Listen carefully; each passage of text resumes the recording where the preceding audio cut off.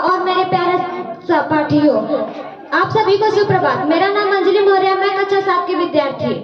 मैं पुलवामा हमला पे कुछ लाइनें बोलने जा रही हूँ।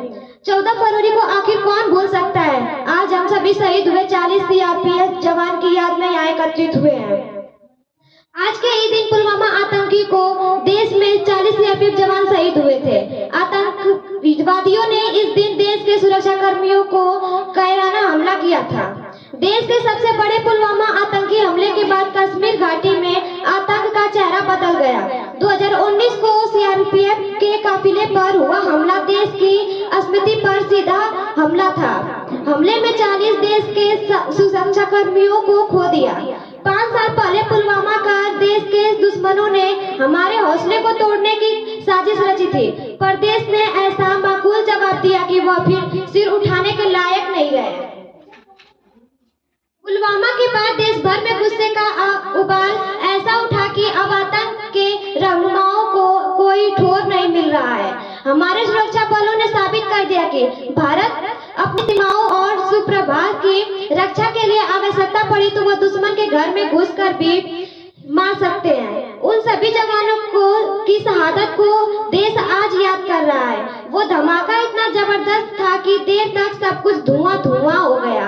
जैसे ही धुआं हटा, वहां का दृश्य इतना भयानक था कि इसे देखकर पूरा देश रो पड़ा। उस दिन पुलवामा में जम्मू कश्मीर श्रीनगर राष्ट्रीय जलमार्ग पर जवानों के शव इधर उधर बिखरे पड़े थे। चारों तरफ खून ही खून और जवानों के टुकड़े दिख रहे थे। जवान अपने साथियों में जुट रहे थे। सेना ने बचाव कार्य शुरू किया और घायल जांचबाजों को तुरंत ही अस्पताल ले जाया गया। घटना के बाद पूरे देश में हाहाकार मच गया। पुलवामा जिले में अवंतीपोरा के पास लेथपोरा इलाके में हुए हमले की जिम्मेदारी पाकिस्तान के आतंकी संगठन जैश-ए-मोहम्मद ने ली थी, जिसके बाद भारत ने महज 12 दिनों में ही नापाक पाक से बदला ले लिया। जवानों के इस काफिले में कई जवान छुट्टी पूरी करके ड्यूटी पर वापस लौटे थे। कहीं बर्फबारी की वजह से जो जवान श्रीनगर जाने वाले थे वे भी इसी काफिले की बसों में सवार थे।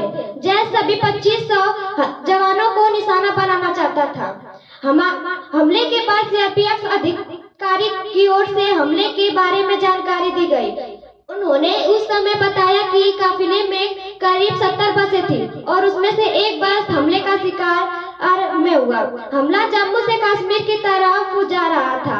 चौंकाने वाली बात यह थी कि आतंकी संगठन जैश ने टेक्स्ट मैसेज भेजकर हमले की जिम्मेदारी ली थी।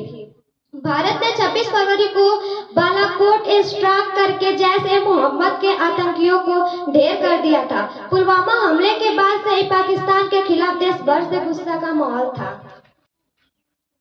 किसी का अपना हमेशा के लिए खो गया, किसी का अपना हमेशा के लिए खो गया। रोता रहा पूरा परिवार और पूरा देश स्टेटस लगाकर सो गया।